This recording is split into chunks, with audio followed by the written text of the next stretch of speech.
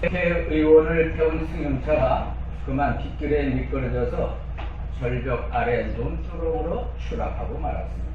이때 마침 논을 살피러 나온 농부가 그 현장을 처음부터 끝까지 목격을 하게 되었습니다. 그래서 농부는 땅을 파고 국회의원을 정성껏 묻어주었습니다. 며칠이 지났는데 그 동네 파출소장이 지나가다가 이 부서진 승용차를 목격을 하게 됩니다. 차적 조회를 해보니까 아이고 그 지역 국회의원 차라는 것이 드러났습니다. 그래서 깜짝 놀라고 했는데 때마침 그것을 지나가던 농부에게 물었어요. 도대체 이 사건이 어찌된 영문인지 아느냐고. 그랬더니 그 농부가 파출소장에게 사고가 난 경위라든지 어떻게 떨어지고 부서졌는지 그래서 자기가 어떻게 했는지 장사를 정성껏 지내주었다라고 말을 해주었습니다. 이 말을 들은 파출소장이 경악을 하면서 이렇게 물었습니다. 아니 그러면 그 국회의원이 그 자리에서 즉사를 했다는 겁니까? 이렇게 반문을 했어요. 그랬더니 이 농부가 이러고 얘기를 합니다. 그 국회의원은 자기가 살아있다고 말을 했지만 그 사람 말을 믿을 수가 있어요. 그래서 정성껏 장사를 지내줬다 하는 얘기입니다. 여러분 국회의원의 말은 도대체가 믿을 수가 없다. 거짓말 추성이다. 유머가 나오는 이야기입니다. 여러분 모두가 쉬고 있는 한낮에 편안히 쉬고 있는 한낮에 갑자기 한 여인이 등장하면서 소리 외칩니다. 아주 시끌벅적한 이런 분위기가 됐습니다. 아니 그 말이 사실이요?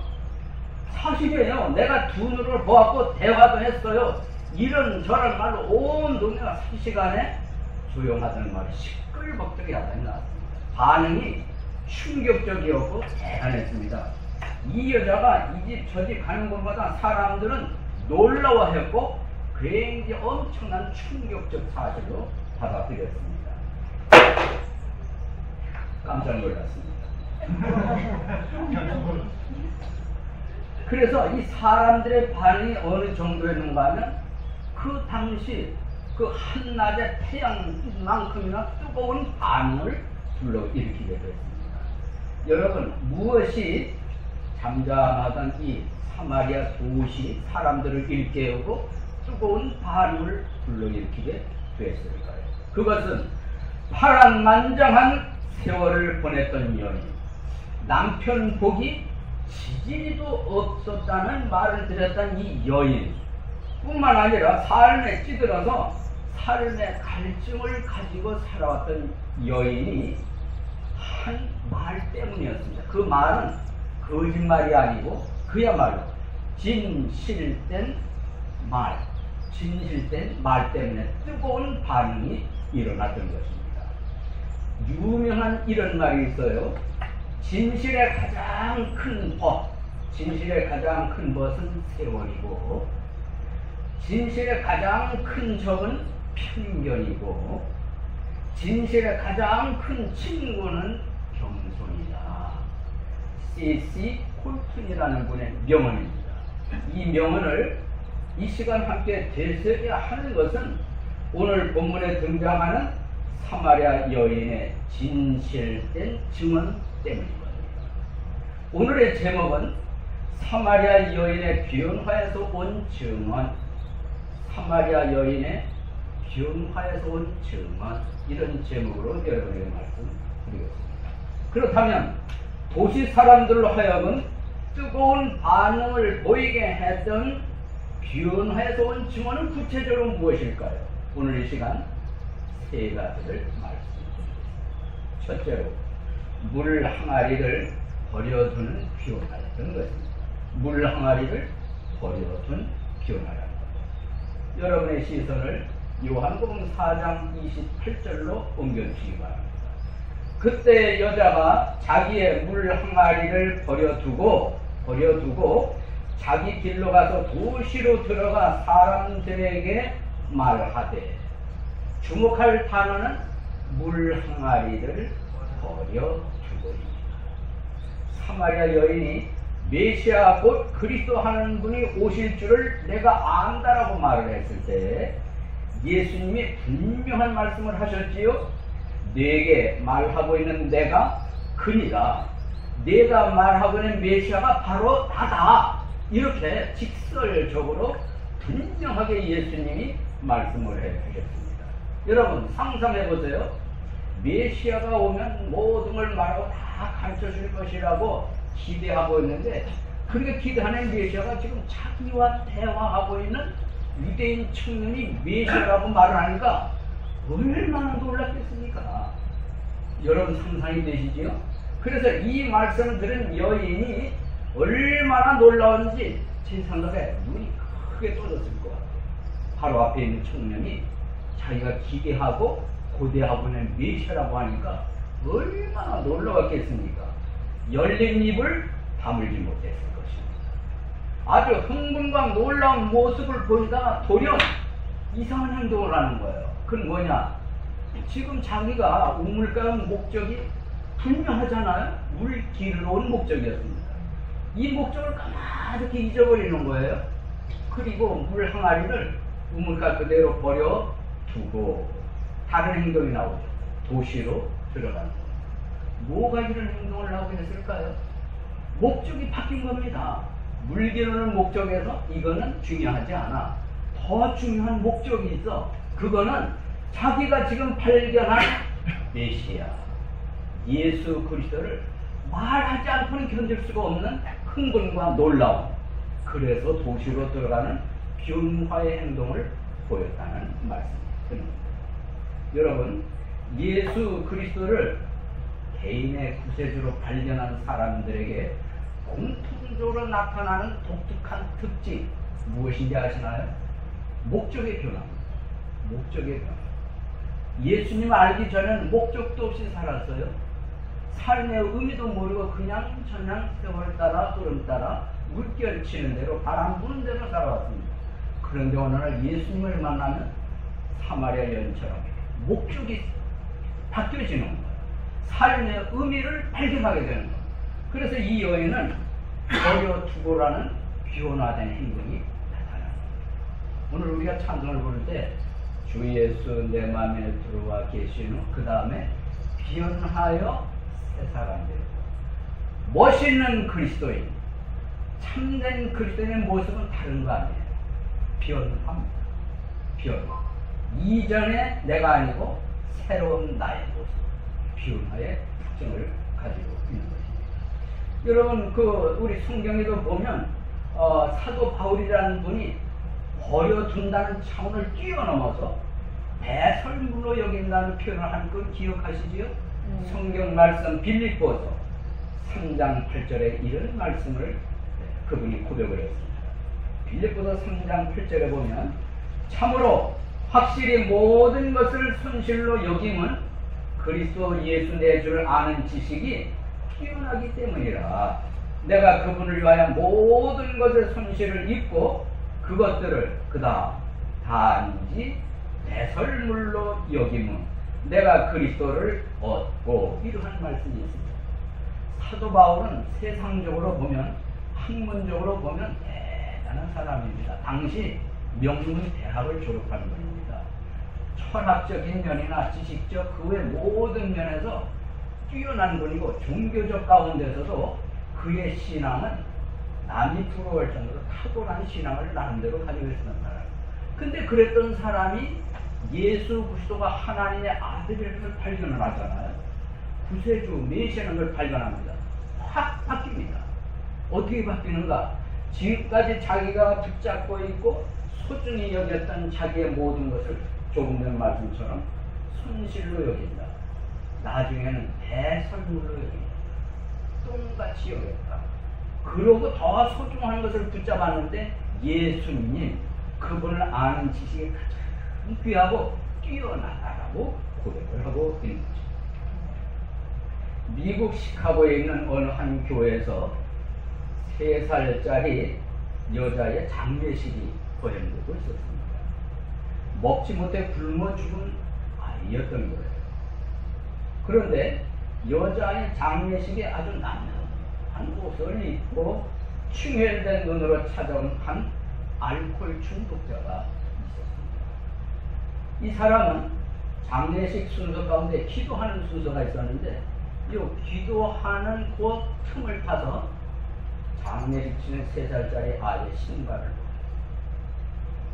그리고는 나갔습니다. 팔았습니다. 35센트를 받았어요. 그걸로 술집에 가서 술을 사서 그로부터 20년의 세월이 흐른 어느 날 이 미국의 아주 큰 교회 수천 명이 모인 청중 앞에서 한 사람이 힘차게 외치고 있었습니다. 여러분, 죽은 딸의 장례식에서 신발을 벗겨 술을 사 먹은 그 바람치한 인간, 그 인간이 바로 저입니다. 라고 얘기합니다. 만물의 찌꺼기 같은 나 같은 죄인을 살려주시고 거기다가 하나님의 일꾼으로 삼아주신 분은 위대하시고 사랑이 한량없이 많으신 우리 하나님이십니다. 라고 간증을 하고 있습니다.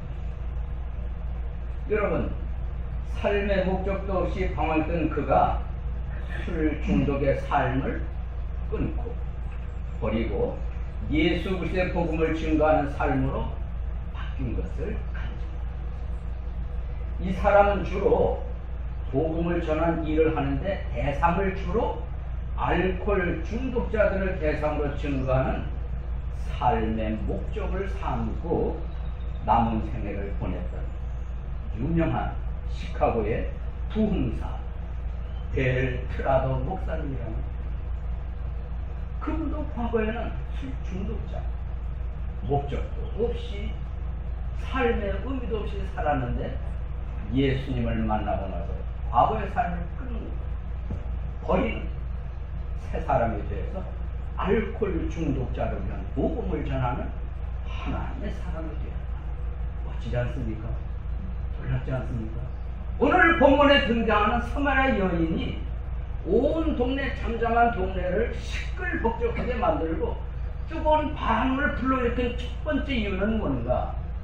진실된 말이었는데 그 진실된 말은 바로 물동이를 버려두고 나온 변화, 다시 말하면 목적의 변화에서 나온 진실된 증언이었던 것입니다.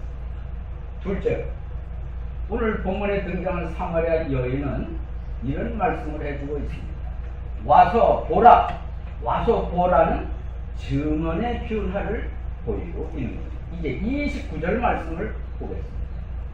4장 29절을 와서 지금까지 내가 행한 모든 일을 내게 말한 사람을 보라. 와서 보라. 처음에는 와서이고 문장 끝에는 보라가 있어요. 와서 보라 사이에 무슨 내용이 있다는 거죠? 어떤 사람을 보라는 말씀입니까? 지금까지 내가 행한 모든 일을 내게 말하는 사람. 이와 비슷한 표현은 29절에도 있습니다만 39절에도 또 언급이 되어 있어요. 우리 4장 39절에도 보면 여자의 말이 지금까지 내가 행한 모든 일을 그분께서 내게 말하였다. 2번이나 언급된 것은 그만큼 강조하는 의미가 되겠어요. 뭘 강조하는가? 지금까지 살아오는 나의 삶의 모든 것을 내게 말해준 이분이 바로 메시아고 구세주라는 사실인데 이걸 그냥 얘기하는 것이 아니라 여러분 이 대화 속에 가장 절정에 달한 순간이 언제인지 기억하시죠? 가서 네 남편을 불러라. 그래서 이 여자가 순간적으로 어떻게 반응을 보였죠? 남편이 없습니다. 남편이 없는 날이다. 그랬더니 예수님이 뭐라고 하십니까? 불러오라고 하시는 분이 내 말이 맞다. 전에 남편이 5이 있었지만 아니고 지금 너와 함께 살고 있는 사람도 네 남편이 아니다. 이런 말씀을 하시거든요. 여러분, 우리 그냥 글로 이거 읽지만, 듣고 있지만, 현장에 있던 이 여인이 자기 과거의 삶을 꿰뚫어보는, 훤하게 읽고 있는 예수님의 말을 듣고 어떻게 했습니까? 아마 무언가에 압도당하는, 그렇죠? 그리고 자기가 벌거벗으면서 드러나는 것에 대한 두려움, 그리고 거기서 오는 놀라운 모든 감정들이 순간적으로 압도를 했을 거예요. 안 그럴까요? 지난번에 예를 들었습니다. 여러분 점집에 갔는데 과거에 이랬지 하고 보내면 여러분 반응을 놀라워하는 것처럼, 그러나 지금 이런 이 여인의 살아온 모든 것을 말씀한 이 내용 얼마나 놀라웠겠습니까? 저는 미루어 보건대 남편 이야기만 하는 것은 아니라고 생각해요. 왜 그러냐? 요한복음 끝부분에 보면 이런 내용이 나와요. 예수님이 행한 일이 이해도 많은데 이것을 다 기록을 하면은 이 책을 두기에 어렵다 라고 하는 기사를 여러분 기억하실 거예요. 그 말씀을 미루어 봤을 때 예수님은 여인에 대해서 남편 이야기만 한 것이 아니라 이 여인이 얼마나 지친 삶을 살아왔는지, 얼마나 고달픈 인생을 살아왔는지, 얼마나 목마름의 인생길을 걸어왔는지 쭉 짚어주시고 읽어주셨다고 저는 생각해요. 그러니 이 여인이 이러한 예수님의 말씀 듣고 얼마나 놀랐겠어요. 결국 우리의 이야기는 지난번 들은 말씀 다시 들어가는데, 메시아가 오면은 이 모든 걸 다 얘기해 줄 겁니다. 예배 얘기로 방향이 돌아가지 않습니까? 그때 메시아 이야기를 하는 그때 예수님이 사마리아로 통행해야 했던 의도, 둘러갈 수도 있지만 사마리아를 통과해야 했던 계획, 그것이 거기서 본격적으로 예수님이 말씀해 주시죠. 내가 말하는 기대하고 고대하는 메시아다, 그리스도다 라고 예수님이 말씀해 주시죠. 그 순간에 여러분 무슨 현상이 벌어졌을까요? 지금까지 이거는 영적 차원에서 아주 매우 지리 짧은 순간에 나타나는 현상입니다. 마음이 빛이 흘리겠습니다.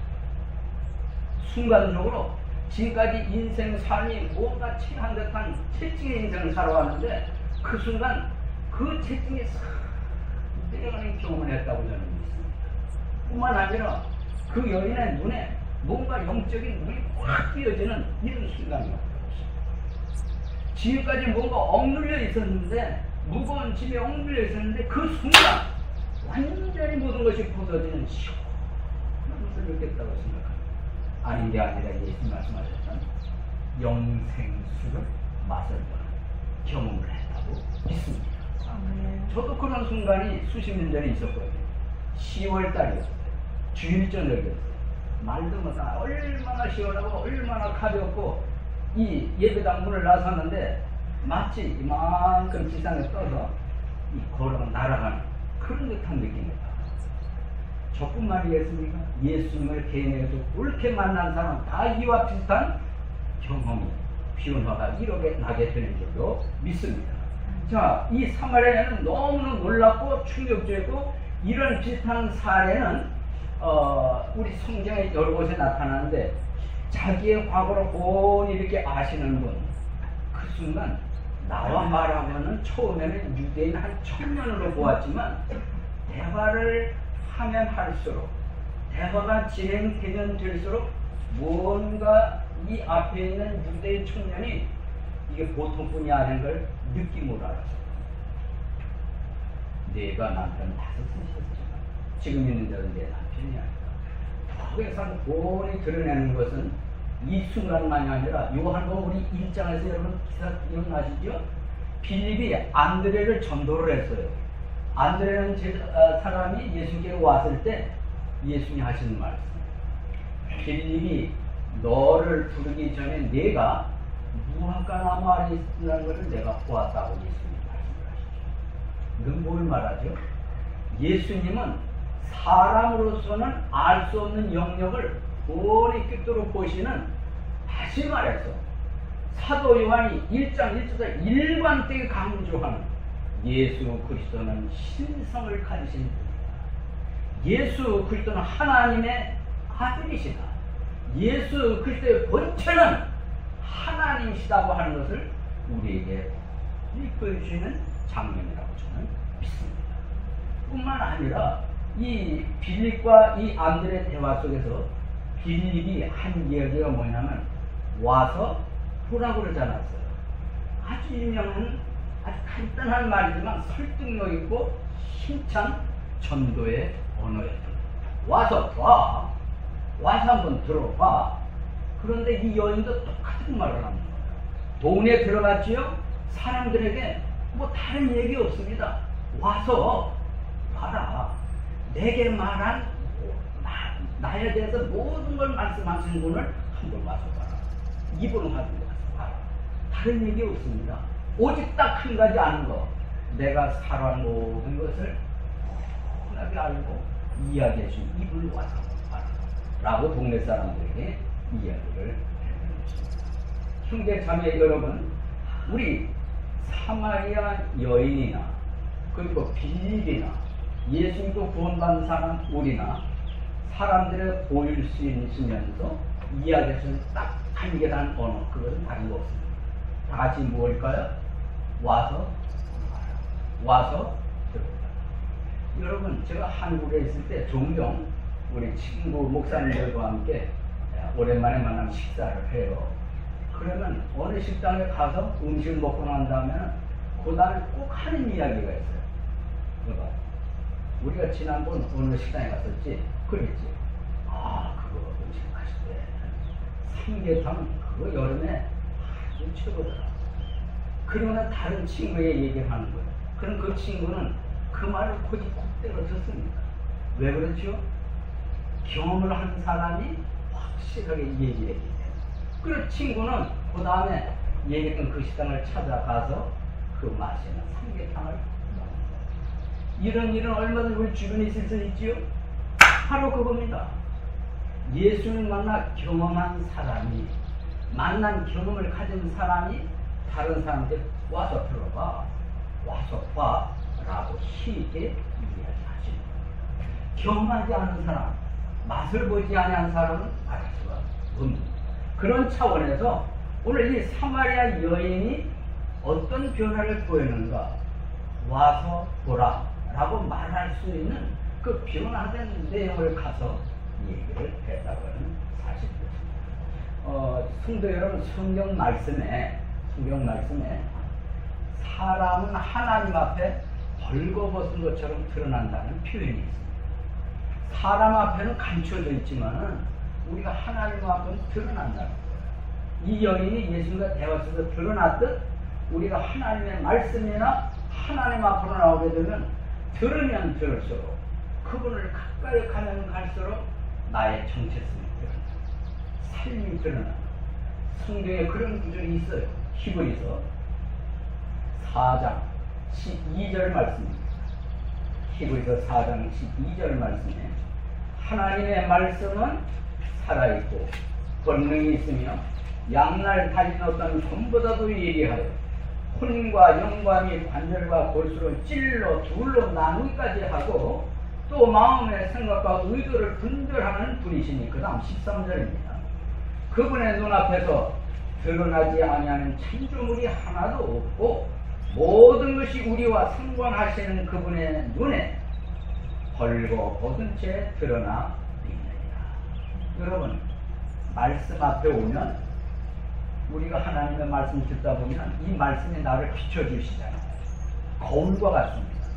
내 모습이 드러나는, 내 살아온 모습이 어떠한지 말씀이 비춰주는 거예요.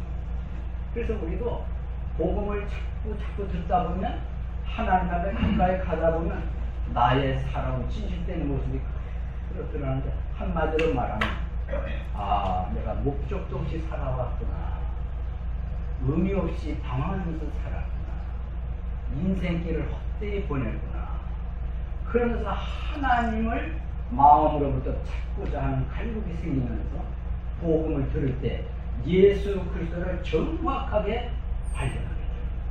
이제까지는 예수 그리스도가 사대 성인들 그래서 한 사람으로 생각을 했고 도덕적으로 탁월한 분으로만 생각을 했는데 점점 듣다가 보니까 아하, 이분이 바로 하나님이시구나, 살아계신 그리스도이시구나, 메시아 구세주시구나, 이 사실을 누가 억지로 시켜서는 아니라 우리 마음속에서 깨달아지고 믿어지는 역사가 일어나게 되는 줄로 믿습니다. 여러분, 그래서 우리 성도들 가운데도 이런 변화가 많이 일어나면 삶 속에서 와서 들어봐라, 이런 말을 많이 할 수 있는 이런 모습이 있게 되기를 바라는 것입니다. 마지막 세 번째, 이분은 그리스도가 아니냐라고 증언하는 변화의 모습을 이 여인이 보였습니다. 4장 29절 하반절입니다. 4장 29절 하반절에 보면 이분은 그리스도가 아니냐, 이분은 그리스도가 아니냐. 동네에 들어가서 사람들에게 한 소리, 와서 들어봐라, 와서 만나봐라, 이분 그리스도가 아니냐라고 얘기를 하는 것은 예수님과 대화 이전부터 나름대로 이 여인은 구약 성경을 통해서 메시아가 예언되어 있다는 것, 그리고 메시아가 오신다는 걸 알고 있었어요. 그래서 기다리고 고대하고 있었던 겁니다. 자기뿐만이 아니라 그 지역에 살고 있는 사람들, 그런 분위기 속에 살고 있는 거예요. 따라서 이 여자가 가서 한 말이, 우리가 기다리고 우리가 고대하는 그 메시아, 이분 그리스도다, 내가 만났다, 두 눈으로 똑바로 받고 대화를 했고 나에게 엄청난 이야기를 해주신 분이다, 그래서 지금 와서 이야기하는 거다, 나 물길로 왔다가 물동에 버려두고 와서 지금 이야기하는 거다, 이 말이 먹힌 거예요. 설득이 된 거예요. 믿어지는 거예요. 사람들이 쉬고 있다가 일어나지요? 그래? 그럼 가봐야지 하면서 사람들이 우물가에 예수께로 온다고 하는 이야기가 전개되고 있는 것입니다. 성도 여러분, 사마리아 여자가 4장 25절 말씀을 보면, 여자가 그분께 이르되 메시아 곧 그리스도라는 분이 오실 줄 내가 아노니 그분께서 오신 모든 것을 우리에게 말씀하시리다 하매, 이때 예수 26절에서 그에게 이르시되 내게 말하고 있는 내가 그니라 하시니라. 분명히 자기에게 말씀하신 분이 예수님을 명명백백하게 발견을 했습니다. 근데 이분이 그동안 대화하는 속에서 여자여 내게 물 좀 주시오, 이 말하는 거나, 그리고 내게 물 좀 구하는 이가 누구인 줄 알았더라면 내가 그에게 물을 구했을 것이고 그리고 그에게 생수를 주었을 것이야. 이야기를 들으면 들을수록 뭔가 이게 보통 분이 아닌 거예요. 그래서 그런 물을 좀 내게 달라 그랬더니 하는 말이, 가서 남편을 불러와라. 그리고 자기를 훤하게 드러내는 거며, 그때부터 이 예수 그리스도의 말씀의 구원이 그리스도로서의 그 하나님으로서의 권세, 권위는 말에 완전히 사로잡힌 영향력이 굉장히 거든. 내가 그다, 내가 내시다는 말씀에 거기서 완전히 이제 깨달았고 믿어졌고 달려졌어. 엄청난 변화가 일어납니다. 그래서 동네에 부끄러운 것도 없고 물동에는 중요하지 않아요. 들어가서 힘있게 온 동네 사람 다 깨워가지고 쉬는 사람 이렇게 세워서 몰려오게 만드는 것은 세 가지 변화가 있었기 때문에. 그 결과가 뭐였죠? 이런 증언이 어떤 결과를 나타냈을까요? 우리 그 말씀을 끝으로 잠깐 보도록 하겠습니다. 이미 저와 여러분들이 읽었습니다만 39절, 여자의 말이 지금까지 내가 행한 모든 일을 그분께서 내게 말했다 하고 증언함으로, 그 다음 함께 읽어주시기 바랍니다. 그 도시의 사마리아 사람들 중에 많은 이들이 그분을 믿더라. 그 도시에 어느 정도나 믿었냐? 많은 사람들이 믿게 되는 결과가 생겼다는 거예요. 누구 때문에? 사마리아 여자 변화된 증언 때문에. 근데 이걸로 끝나지 않습니다. 이번에는 41절 보겠습니다. 그분의 말씀으로 인해 더욱 많은 사람이 믿고 앞에서는 많은 사람이 믿었다고 나오지만 41절에는 더욱이라는 수식이 붙어서 더욱 많은 사람이 믿었다. 이런 놀라운 열매 어디에서 시작되었을까요? 바로 이 누구도 알아주지 않고 소외되는 삶을 살았고 인생을 목마르게 살고 지지리도 복 없는 삶을 살았던 그 이름도 기억되지 않은 이 천한 한 여인으로부터 시작되는 거 엄청난 열매가 맺힌 겁니다. 그 속에는 예수 그리스도께서 우회를 해서 갈릴리로 가실 수 있었지만 이 여인을 구원하시는 의도 계획을 가지고 일부러 사마리아 통과를 하신 것입니다. 측량할 수 없는 하나님의 사랑이 있음을 믿습니다. 그렇기 때문에 저와 같은 사람, 여러분과 같은 사람도 예수를 알게 되고 구원에 이르게 된 줄로 믿습니다. 여러분, 끝으로 한 가지 예를 말씀드리면서 오늘의 말씀을 마치도록 하겠습니다. 여러분, 우리 고국 대한민국에서 전국적으로 최고의 복음화 비율을 자랑하는 도시가 있습니다. 동네가. 그게 어디냐면 전라남도 신안군입니다. 아시나요? 전라남도 신안군 아시죠? 거기서 태어나시고 잘 아십니다. 그런데 신안군에 크고 작은 섬들로만 이루어진 이 신안군의 복음화율이 35%예요. 엄청난 비율입니다. 35%. 그런데 그 중에서도 증도라고 하는 섬이 있어요. 맞지요? 증도라고 하는 섬이 있는데 이 섬에는 주민의 자그만치 90% 이상이 교회를 다닙니다. 굉장히 놀라운 수치입니다. 이게. 그래서 전국 복음화율 1위의 섬, 1등의 섬 그러면 증도섬을 뽑습니다. 어떻게 이런 일이 생겼을까요? 여기에 놀라운 사연이 들어있습니다. 예로부터 섬 사람들은 여러분이 아시는 것처럼 바다와 더불어 살아가야 하기 때문에 바다의 신을 섬겨요, 바람신도 섬겨요, 태양신도 섬겨요. 그래야 자기들을 지켜준다고 생각을 했습니다. 많은 우상을 섬기는 게 섬 사람들의 모습인 겁니다.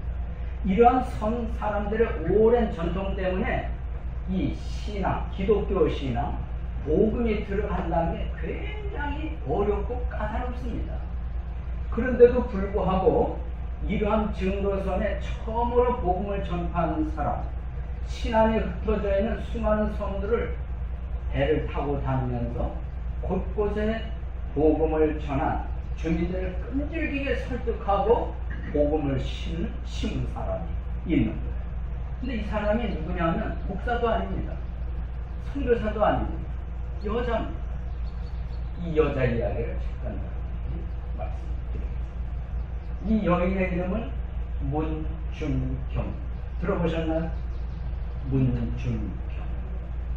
1891년 신안군 임태도에서 이 여인이 태어납니다. 17살에 증도라고 하는 섬에 시집을 가요.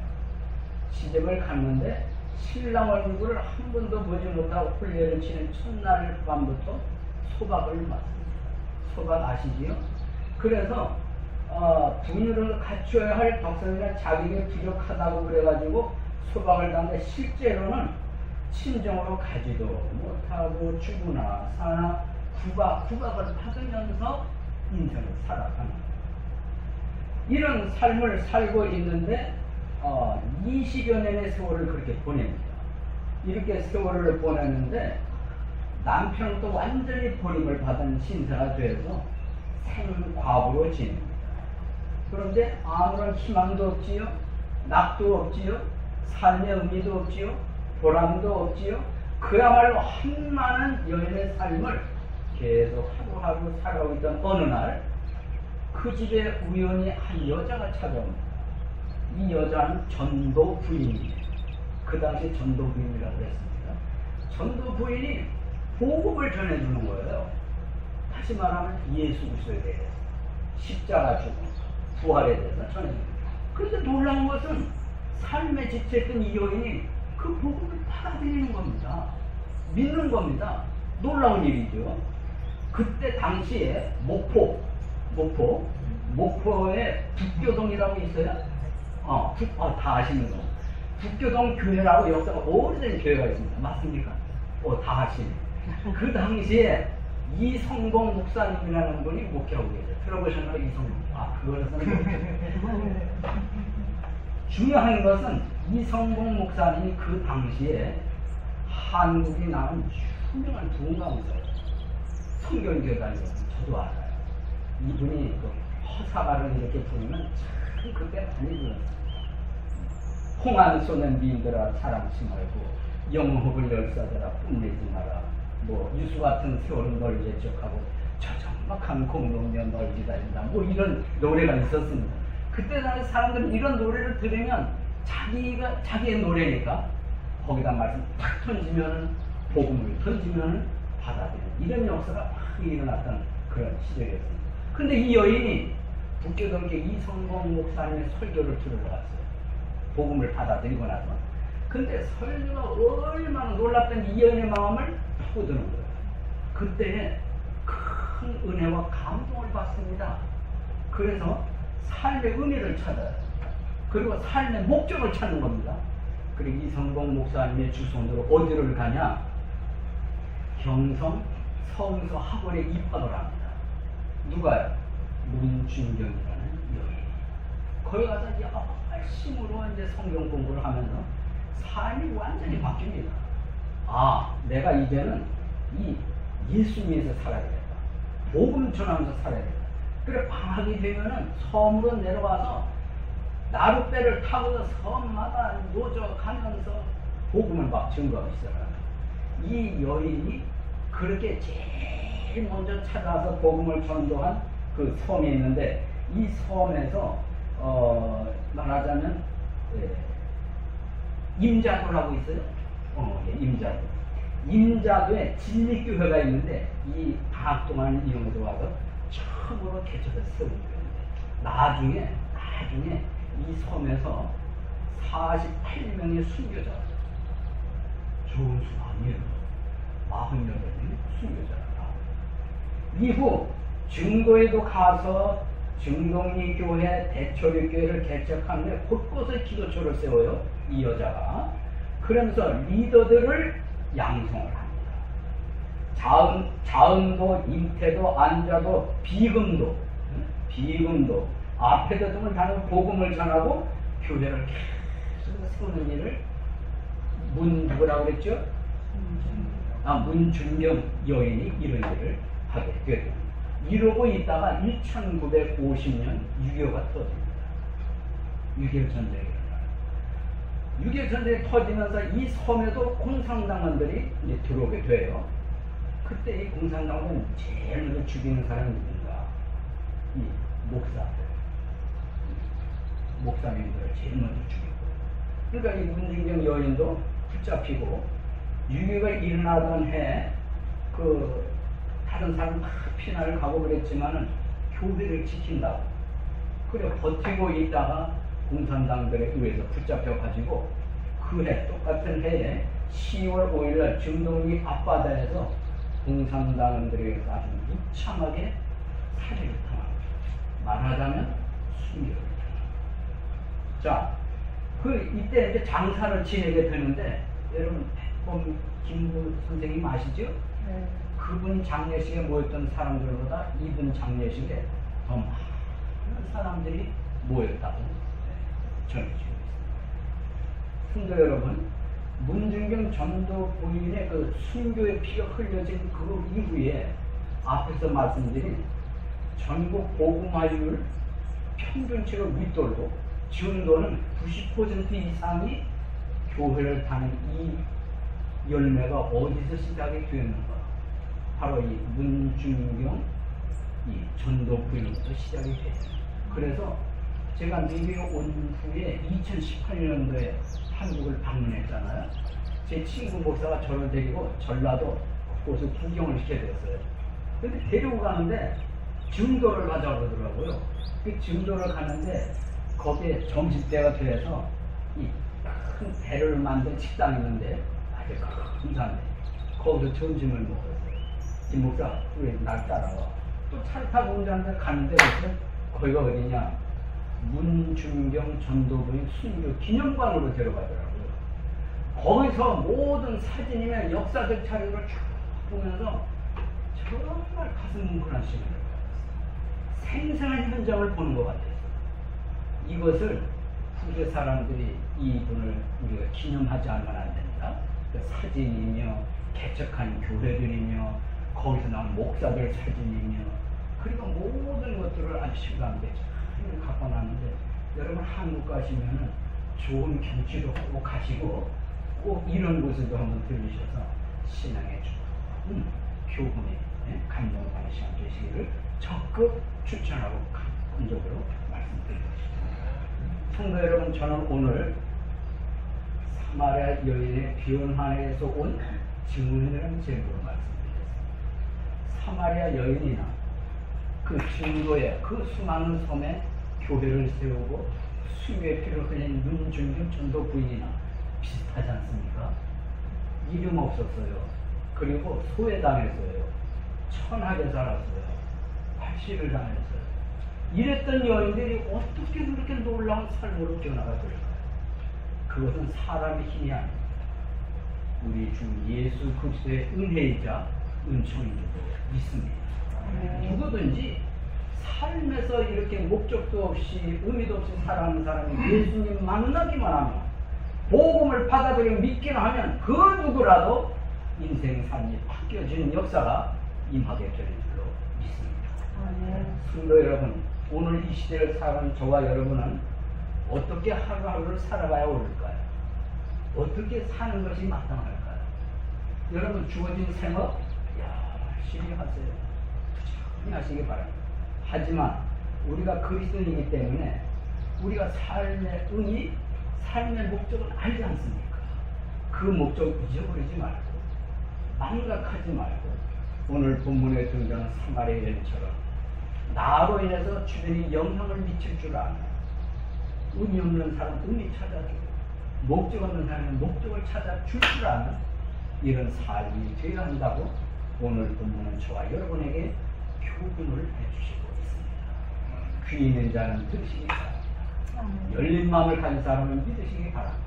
여러분 생각 복될 줄로 믿고 하나님께서 여러분에게 함께 해주시면 현재 우리가 상상할 수 없는 놀라운 은혜와 복을 우리 삶 속에 부어주실 줄 믿습니다. 누구합니까? 우리 중에 사마리아인처럼 놀라운 여자가 맺히는 역사가 있다. 전도부인처럼 놀라운 일이 일어나는 누가 알겠어요? 나 같은 사람도 하나님께서 구원해 주시고 붙잡아 주시고 인도해 주시니 우리 삶 앞날에 하나님의 무한한 축복이 함께 하시기를 주님의 이름으로 축복합니다. 모두 일어나셔서 찬송